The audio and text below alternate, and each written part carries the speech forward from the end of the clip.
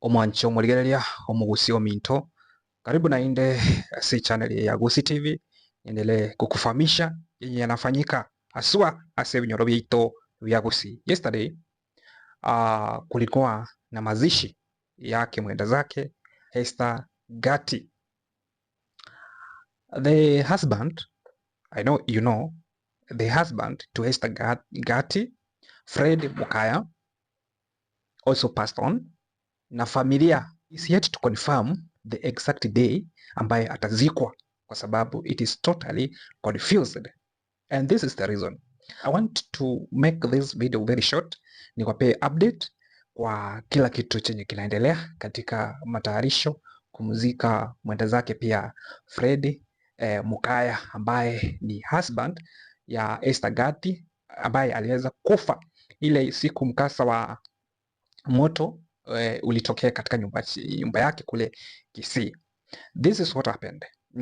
Yesterday kulikuwa na mazishi ya Esther Gati kule Sirare, Tanzania. He was not buried kule Kisii. Hakuwa buried in Kenya. Alikuwa buried kule Tanzania. And during the funeral, vitu mingi ziliweza kujitokeza ambazo zilikuwa wazi ni kwamba ni bayana kwamba rasmi ya kwamba because kulikuwa na rumors huko na huko, kifo chake kilitokea namna gani, ni mambo ni mingi, mambo yalikuwa yanasema mingi, but from yesterday's funeral is very clear that Fred Mukaya ambaye ni husband to the late Esther Gati ndiye aliweza kusababisha kifo chake Esther Gati. Ndugu zangu upande wa Kenya, kwa ujumla Kenya ilipo, sisi familia tunawashukuru sana sana, lakini sambamba na hayo tunajua hata nyinyi wa Kenya mkufurahia hicho kitendo, ndio maana tuko pamoja. Hapo vipi ndugu zangu? Kitendo kenyewe ni kibaya, lakini vile vile na nyinyi wa Kenya mlikitukia na sisi wa Tanzania tukitukia, lakini tuko pamoja kwa kumzika mdogo wetu. From the funeral, every speaker, kulikuwa na watu kutoka Kisii, kulikuwa na Wakenya, kulikuwa na watu kutoka kule ni wapi? Kule Kuria, kulikuwa na watu Tanzania, kulikuwa na watu wengi kwa jumla. Every speaker ambaye alipewa nafasi, yani hawaku mention, there were no name. The family of Fred Mukaya hawakuwa na ubaya na pia hawakumsema, hawakumuongea popote. You heard that Fred Mukaya alikuwa na watoto wawili wa kike. They were nowhere there. The family of Fred Mukaya hawakuwa huko, hawakuwepo kabisa. The children ambao Esther Gati aliwaadopt na kuwachukulia kama ni watoto wake, the two girls ambao walikuwa ni watoto wa mzee ambayo basi ni mchomi, yani mzee muuaji huyu Fred Fred Mukaya, hawakuwepo. Jina la Fred Mukaya ama husband wake alikuwepo, alikumensioniwa kabisa. In fact, there were few speakers ambao walimention, and whenever the name of Fred Mukaya ilikuwa mentioned in negativity, ya kwamba mbona mtu kama huyu aweze kufanyia dada wetu mpole, hana hatia, mtu hana maneno na mtu, mbona aweze kufanya mambo kama haya, mbona aweze kufanya jambo kama hili. Wakishirikiana na nchi ya Kenya, lakini pamoja na kosa lilofanyika, bahati mbaya au bahati nzuri, na mtu aliyefanya naye ametangulia mbele ya haki. Hilo ni jambo la kumshukuru Mungu. Ndugu zangu, sisi wana familia tunasema tuko na nyinyi pamoja, hatuna shida na upande wa Kenya wala wa nchi ya Kenya. Sisi wote ni wamoja. Sisi tunachoomba biashara za mdogo wetu mtulindie, make tuna imani na nyinyi, na ndio maana tumekuwa na imani na nyinyi. Akiwa mdogo amesoma hapo Kenya na mpaka kufungua biashara hii, ndio mnafundisha. So there are blames after blames. Na because of why? Because Fred Mukaya ndio aliweza kusababisha yale ambayo yaliwakuta. In fact, they were happy to learn that Fred Mukaya ameweza pia kufariki. Number 2, kumbe hizi mali zote niliweza kukufahamisha kwamba Esther Gati alikuwa mwanabiashara hatari kabisa, mwanabiashara udari, mwanabiashara ambaye amekita mizizi kabisa.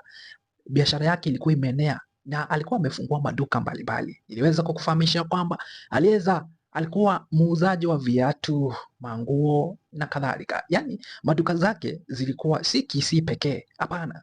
Zilikuwa zingine ziko Kisumu, zingine ziko kule Tanzania, na ni tumaini langu ya kwamba uliweza kufuatilia function yote ya maziko ya Esther Gati, na uliweza kusikiza ya kwamba alikuwa ameajiri watu wengi zaidi, watu zaidi ya 50 ambao walikuwa wanamtegemea. Kwa hivyo duka zake ama biashara zake hazikuwa tu Kisii pekee, bali zilikuwa hata distributed across Kenya, na baadhi ya biashara zake zilikuwa kule Tanzania. Kwa hivyo ni mtu na ambaye alikuwa anatia bidii kwa kazi yake, na ni mtu ambaye aliweza kuipenda na kuenzi kazi yake until akaweza kumalizwa na mtu ambaye alikuwa anampinda sana tena zaidi, mtu ambaye alikuwa anamheshimu, na mtu ambaye yani tuseme ni mapenzi tu ilimuua. Kwa hivyo kumbe hizi biashara zote, hii biashara yote ambayo ilikuwa inamilikiwa na Esther Gati, kumbe ilikuwa tu kwa jina pia ya Esther Gati.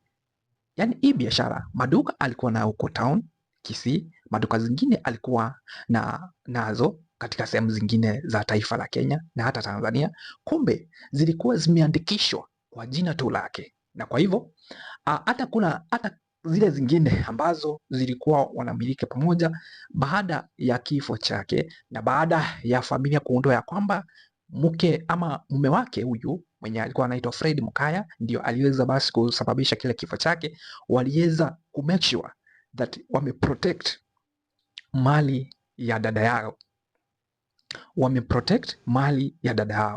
Kwa hivyo as we speak, mali ya Esther Gati iko very safe, na kwa hivyo yule mtoto wa Esther Gati ambaye sisi wote tunajua ya kwamba aliweza kumwadopt, sijui kama unanipata, ule mtoto wa Esther Gati ambaye I think anaitwa Derrick, vile mliweza kumsikiza. Ule mtoto ameweza ile mali sasa ya Esther, wameweza kukusanya ile mali yake, wameweza ku make sure mali iko safe kwa ajili ya huyu mtoto anaitwa Derrick, ambaye ni mtoto wa Esther Gati. Kwa hivyo mali ya Esther Gati iko very safe, na hiyo familia iliweza ku make sure ya kwamba familia ya Fred Mukaya haipati chochote kabisa. Na picha ambazo mlikuwa mnaziona kwenye mtandao kutoka jana juzi, ya kwamba hata ile nyumba waliokuwa wamekodisha yenye walikuwa wanaishi, vitu tu za Mukaya, Fred Mukaya, huyu mwanaume mnyama, zilikuwa tu chache tu, na ziliweka kwa magunia kama 2 hivi, I think ni zile nguo zake tu, na wakaziweka kule nje wakingojea maybe familia kuzichukua zile vitu zake. Kwa hivyo mwanaume hakuwa anamiliki chochote, mwanamke alikuwa anamiliki biashara kadhaa. Swali ni je, mbona ilikuwaje ati mwanaume huyu sasa Fred Mukaya, according to the story zenye mmeweza kufidiwa, mmeweza kulishwa kule nje, ya kwamba ati mwanaume aliweza kukazilishwa, sijui alikuwa na bibi fulani wa huko nje, sijui Esther alikuwa muache, sijui mwanaume hakuwa anampenda na kadhalika. Najua mmeweza kulishwa hizo story. Itakuwaje? Swali mpenzi mtazamaji, kila mtu najua anajiuliza, ilikuwaje mwanaume ambayo tunaweza sema si mwenye bidii akaweza kumuua Esther ama mpenzi wake mwenye alikuwa anampenda sana? Ilikuwaje ati akamuua mpenzi wake, na chanzo kilikuwa namna gani? Hapo awali nilikuwa nimekufahamisha according to the taarifa ambazo tulikuwa tumezipokea.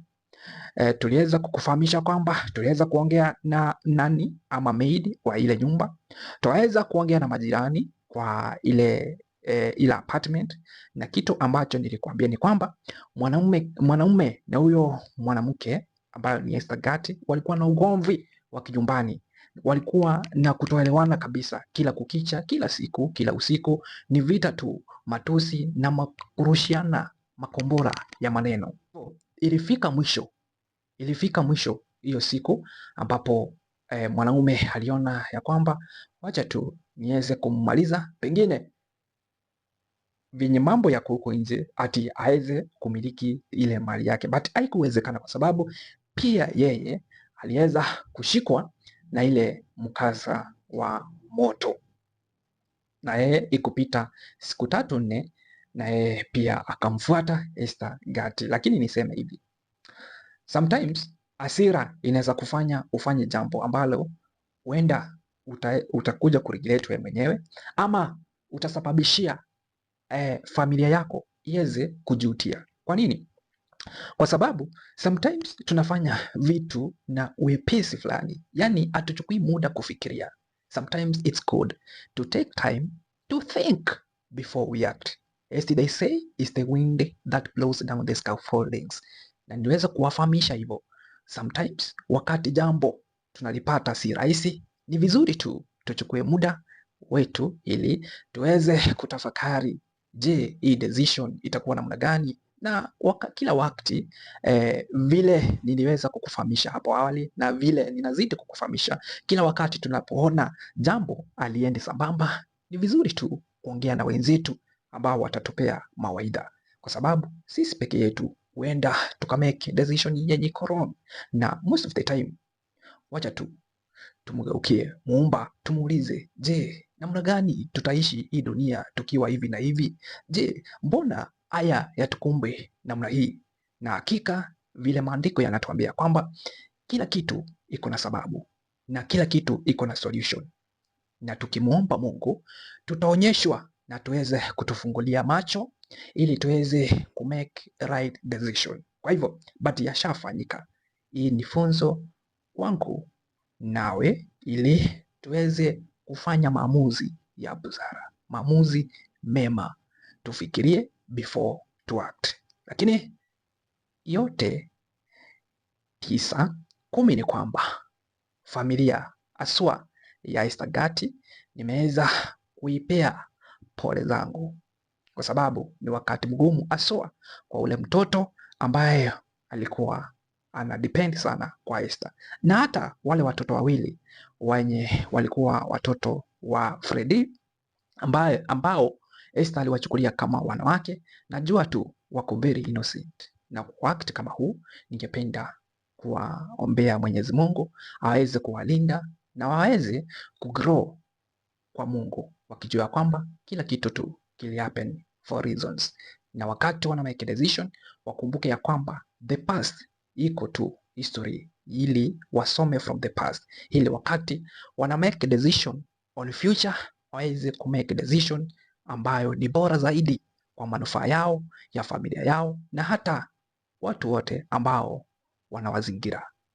Hadi wakati mwingine nitazidi tu kukufuatilia hii story, nitazidi kukuupdate mambo, jinsi mambo yanaendelea kule kwa familia ya Freddy, na shughuli zote za maziko ya Freddy na jinsi tu shughuli zote zinaendelea.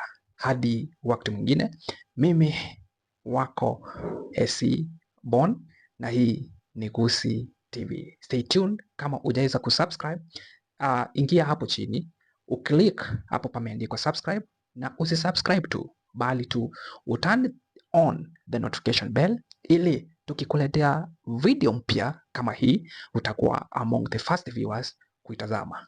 Thank you. See you in the next video.